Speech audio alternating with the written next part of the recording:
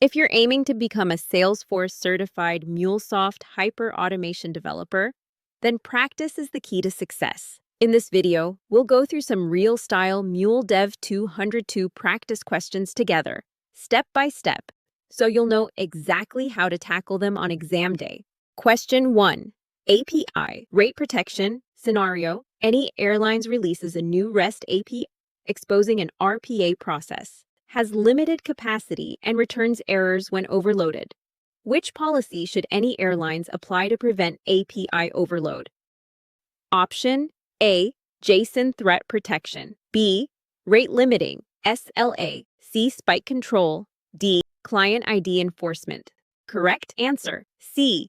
Spike control. Spike control prevents sudden traffic surges that could overwhelm backend systems. Unlike rate limiting, which controls overall throughput, spike control specifically handles burst traffic scenarios.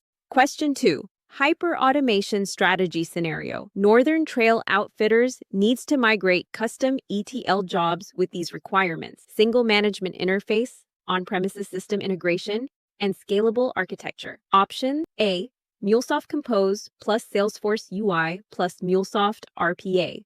B. 3-tier API-led plus Anypoint API Manager. C. Composer plus Anypoint Platform plus Exchange. D.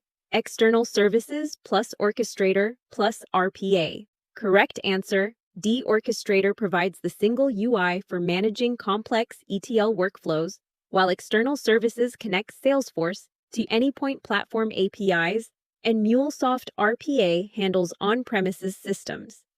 Question 3. NetSuite-Salesforce automation. Scenario. Any airlines wants to automate NetSuite record creation triggering Salesforce updates, including dependent records, without IT involvement. Which two hyperautomation solutions should be combined? Choose two. A.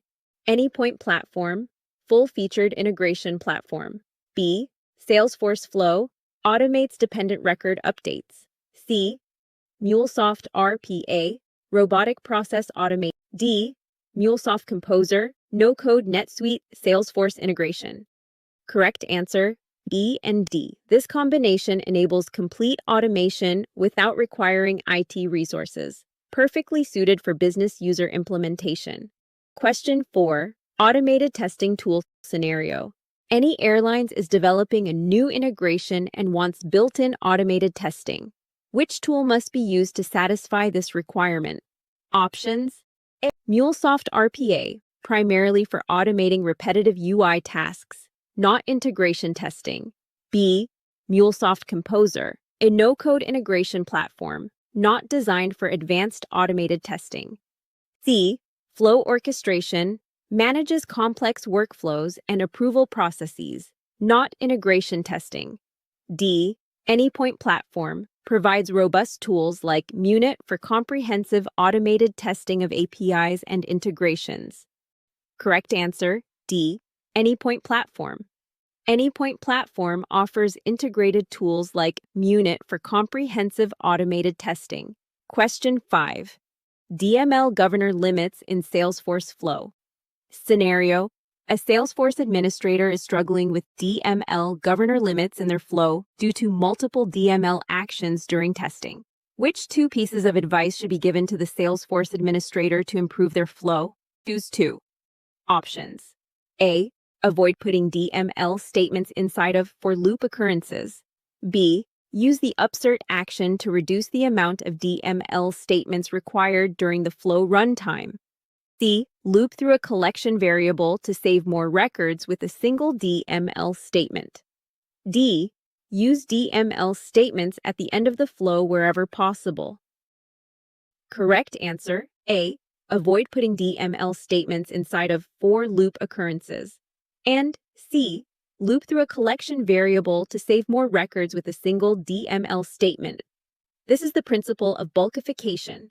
Collect all records that need to be created, updated, or deleted into a list, collection variable, and then perform a single DML statement on that list outside the loop.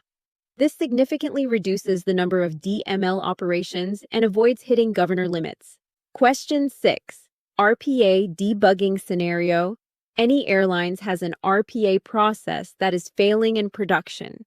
According to best practices, how should they debug the failure? Options. A. Download the analysis package from RPA Manager, open it in a text editor, then determine the root cause. B. Download the analysis package from RPA Manager, revert the RPA process to the test phase, then import the analysis package to RPA Builder and debug. C. Download the analysis pack from RPA Manager, revert the RPA process to the build phase, then import the analysis package to RPA Builder and debug. D. Deactivate the RPA process. Enter the inputs manually, then monitor the execution to determine the root cause. Correct answer, B. Download the analysis package from RPA Manager. Revert the RPA process to the test phase, then import the analysis package to RPA Builder and debug. If you found this helpful, check out more MuleSoft practice questions and study guides to boost your exam prep.